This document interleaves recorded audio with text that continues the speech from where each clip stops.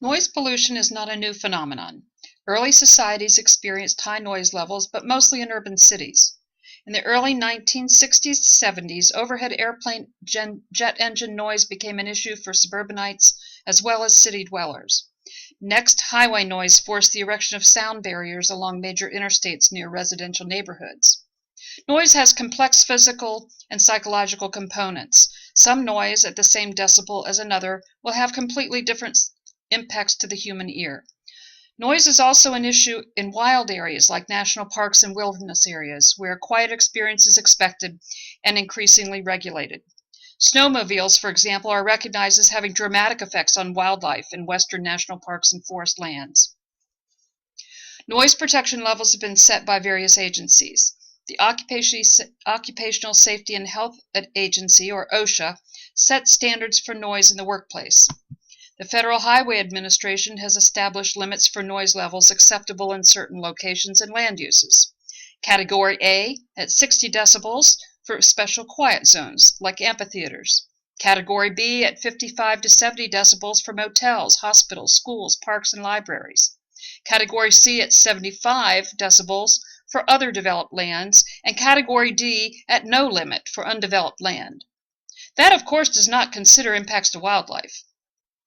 Calculations for noise levels include the sound pressure and distance from the source. As an example, a jet engine has a sound pressure level of 80 decibels as heard from a distance of 50 feet. Noise levels range from a soft whisper at around 35 decibels to average traffic at 70 decibels to a 50 horsepower siren at 130 decibels to our threshold of pain at 140 decibels. Research on the health impacts of noise indicate that repeated noise over a long time leads to permanent damage. Noise also alters the rhythm of the heartbeat, makes blood thicken, dilates blood vessels, and makes focusing the eyes difficult. Excessive noise is often associated with headaches and irritability. Noise effects beyond our hearing range, below 20 Hz or above 2000 Hz, have not been documented to date.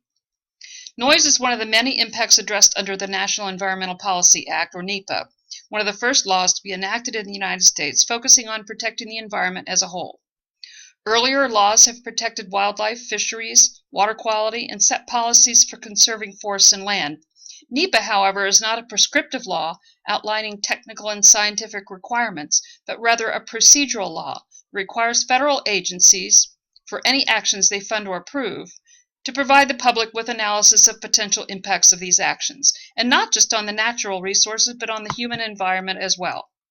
The consistency with which the courts support agency decisions is in keeping with the deference courts give to agencies making technical decisions.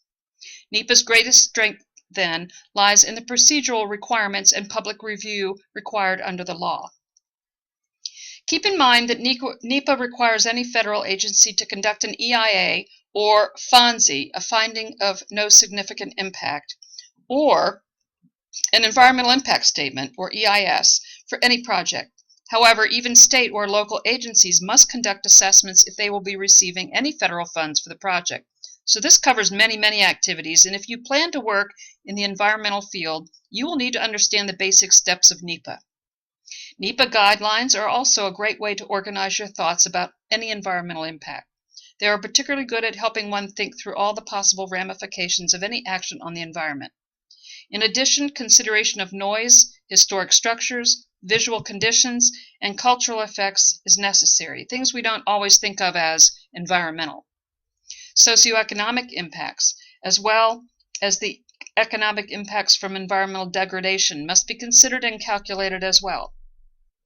The majority of NEPA documents are now about highway impacts as they cross long stretches of land, wetlands, and waterways and stimulate secondary development.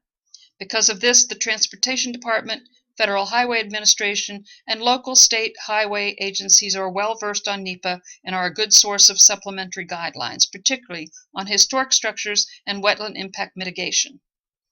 Finally, one of the great strengths of NEPA is its requirement to consider not just direct effects from a project, but also its secondary and cumulative effects, which are indirect and compounding effects on the human and ecological environment.